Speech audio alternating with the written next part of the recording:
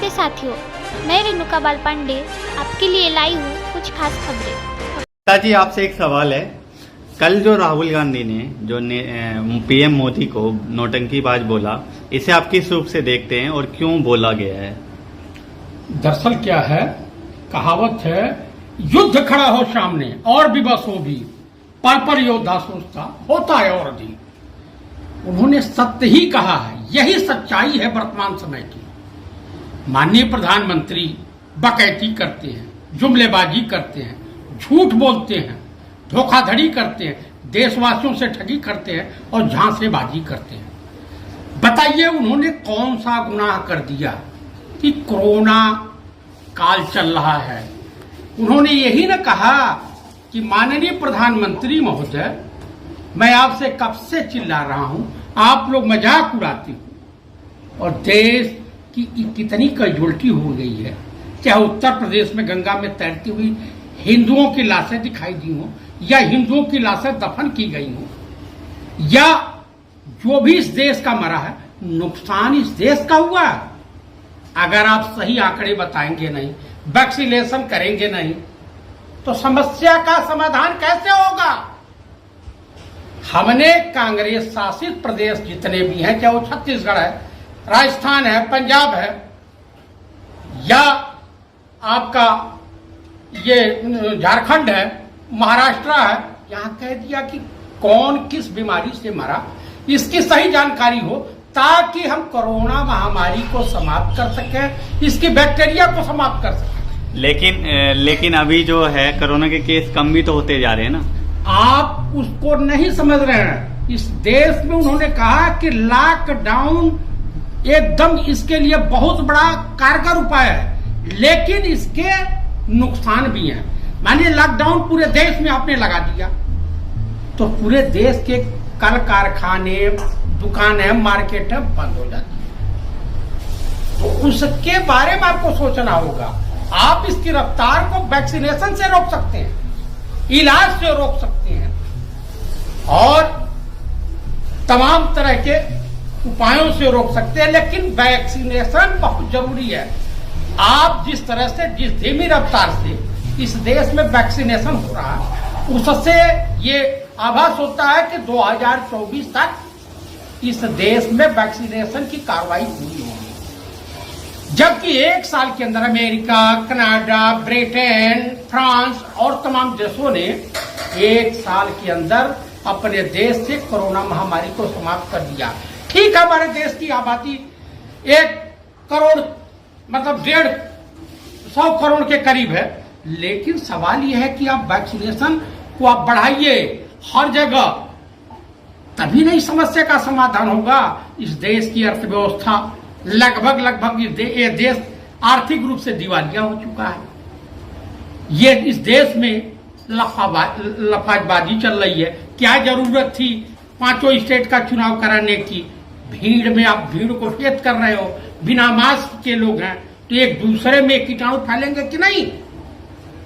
आखिर लॉकडाउन इसीलिए लगाया जाता है ना। उसके बाद उत्तर प्रदेश की स्थिति से आप सभी लोग वाकिफ हैं। देश में जो तमाम मजदूर तबके के लोग हैं, श्रमिक हैं, छात्र हैं, सबका जीवन नष्ट हो रहा, सबके पास पैसे नहीं हैं, और इसको उन्होंने यही कहा कि माननीय प्रधानमंत्री डरे बिल्कुल नहीं, सच्चाई बतावें और विपक्ष का सहयोग लेकर के, सबके सहयोग के साथ इस बीमारी से और इस देश को मुक्ति दिलावें। तो कौन सा उन्होंने गलत कह दिया?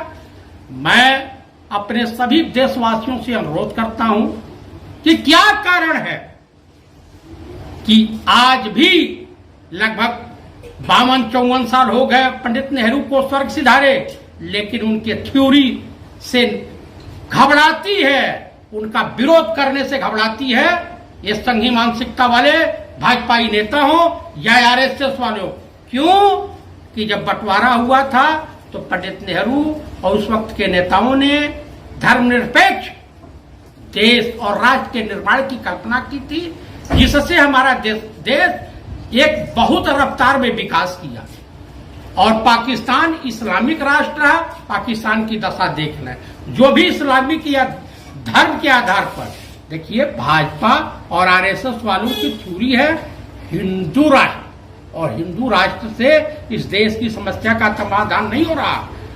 हिंदू राष्ट्र के चक्कर में, राम मंदिर के चक्कर में, भारत पाकिस्तान के चक्कर में, मंदिर मस्जिद के चक्कर में और शमशान घाट और कब्रिस्तान के चक्कर में इस देश की ये गति हुई है विगत 7 सालों में। आप बताइए, लाखों लाख लोग मर गए 1 महीने 1.5 महीने के अंदर, लाखों लाख। जो अमेरिका का अखबार लिखा है वो गलत नहीं लिखा है। अगर अपने देश के ईमानदार पत्रकारों से सर्वे करवा लिया जाए तो मोदी जी को सच्चाई सामने आ जाएगी। मोदी जी क्या हकीकत है जो राहुल गांधी बोल रहे हैं वही सत्य है या गलत है? राहुल गांधी सत्य के साथ है। राहुल गांधी जो बोल रहे हैं यही देश की सच्चाई है, यही हकीकत है। आज नहीं तो कल या 10 दिन बाद देशवासियों को राहुल गांधी समझ में आने लगेंगे। राहुल गांधी पढ़े लिखे हैं। ये बताइए, जो भी गलती होती है कोरोना महामारी के लिए राहुल गांधी जिम्मेदार है, प्रियंका गांधी जिम्मेदार है, जयप्रकाश चतुर्वेदी जिम्मेदार है, आरपीएन सिंह जिम्मेदार हैं, सोनिया गांधी जिम्मेदार हैं, या तारिक अनवर जिम्मेदार हैं, सलमान खुर्शीद जिम्मेदार हैं, विनय कुमार पांडे जिम्मेदार हैं, श्याम सुंदर सिंह धीरज जिम्मेदार हैं, पूरी कांग्रेस पार्टी जिम्मेदार है, पंडित नेहरू जिम्मेदार हैं। इस दिन सनातन धर्म वालों ने अपनी मूर्खता को त्याग करके और फिर जिस रास्ते पर हमारे पूर्वज चलते थे उस रास्ते पे चलने लगेंगे तो ये देश खुशहाल हो जाएगा, मजबूत हो जाएगा और इस देश वाकई विश्व गुरु के स्तर पे खड़ा हो जाएगा। ये देश धर्मनिरपेक्ष है और धर्मनिरपेक्ष ही रहेगा, चाहे आरएसएस या बीजेपी कुछ भी खोल ले। यहाँ कहावत है कि सनातन धर्म त्याग और तपस्या के लिए मशहूर है, करुणा के लिए मशहूर है, अपने दयालु स्वभाव के लिए मशहूर है, वसुधैव कुटुंबों के लिए मशहूर है। इस्लाम में जो है ये कहावत है कि जिसके पास ईमान नहीं वो मुसलमान नहीं।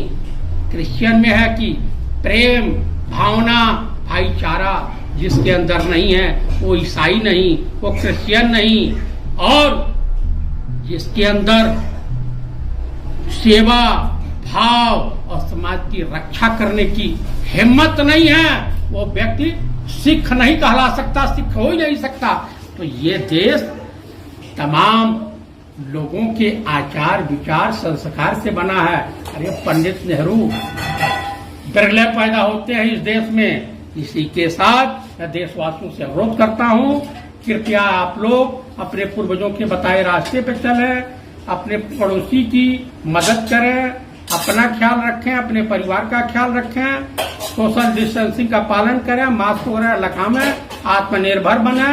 आत्मनिर्भर भारत तो पहले से ही है, इंदिरा जी ने कर ही दिया था, लेकिन उसके बाद आपसी भाईचारा, गंगा जमुनी तहजीब को बरकरार रखें और तथा ये ध्यान रखें, ये भगवाधारी नकली साधु चाहे राम रहीम हो, आशा रमवा हो, चिन्मयानंदवा हो, योगी आदित्यनाथ हो या रामदेववा हो, इस टाइप के जितने लोग मिलते हैं या आरएसएस वाले या बीजेपी वालों का बहिष्कार करो, तभी इस देश का कल्याण होगा।